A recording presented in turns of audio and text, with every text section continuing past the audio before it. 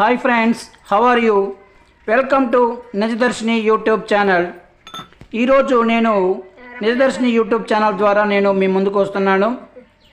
ఈరోజు నేను మీకు వివరించే ఈ ఎక్స్పెరిమెంట్ ఏంటంటే, పూర్వకాలంలో ఈ పంటి నొప్పి, పంటిలో పురుగుతో బాధపడే వారికి అప్పట్లో హాస్పిటల్ లేని రోజుల్లో ఈ యొక్క టెక్నిక్ని ఉపయోగించి ఆ పంటిలో ఉన్నటువంటి పురుగులని తొలగించి వాళ్ళు ఈ బాధ నుంచి విముక్తి పొందేవారు.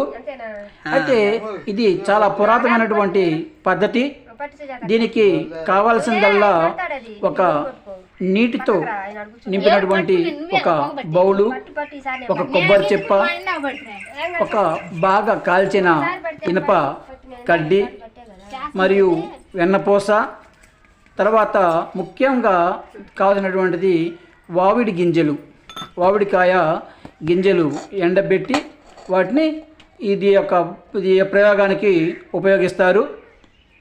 అయితే ముందుగా దీన్ని ఏం చేయాలంటే, ఆ యొక్క కుంపటి పైన కానీ, కుంపటి సాయంతో కానీ, లేకపోతే ఏదైనా బొగ్గుల సాయంతో కానీ ముందు ఏదైనా ఒక ఇనప రాడ్డుని బాగా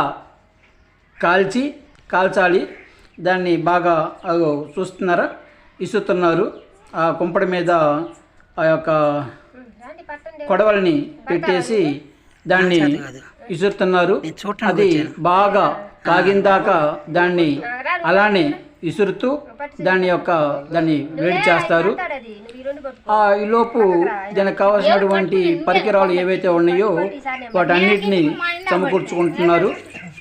తర్వాత అంత ఆ యొక్క ఎక్స్పెరిమెంట్కి, ఆ యొక్క ప్రయోగానికి అంత అయిన తర్వాత ఆ కొడవలు తీసేసి ఆ వాటర్ బౌల్ మీద పెట్టారు.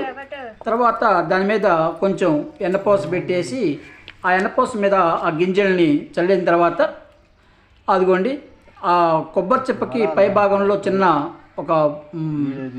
రంధ్రాన్ని పెట్టేసి ఆ రంధ్రం నుంచి ఒక పైప్ సహాయంతో ఆ పొగని వాళ్ళు నోట్లోకి పీల్చి మళ్ళీ రివర్స్ వదులుతూ ఉంటారనమాట.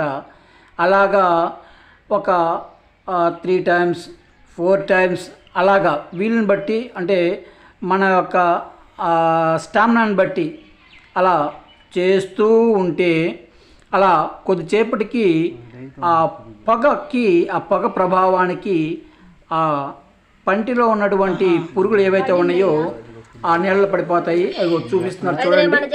ఆ నీళ్ళల్లో ఏళ్ళు పెట్టి చూపిస్తున్నారు, చూసావా?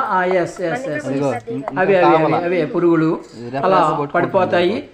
అలాగా ఒక రాడ్ని ఒకసారి హీట్ చేస్తే ఒకసారి చేయొచ్చు. దాదాపుగా ఒక 5-6 పురుగుల దాకా పడిపోయినట్టు ఉంది.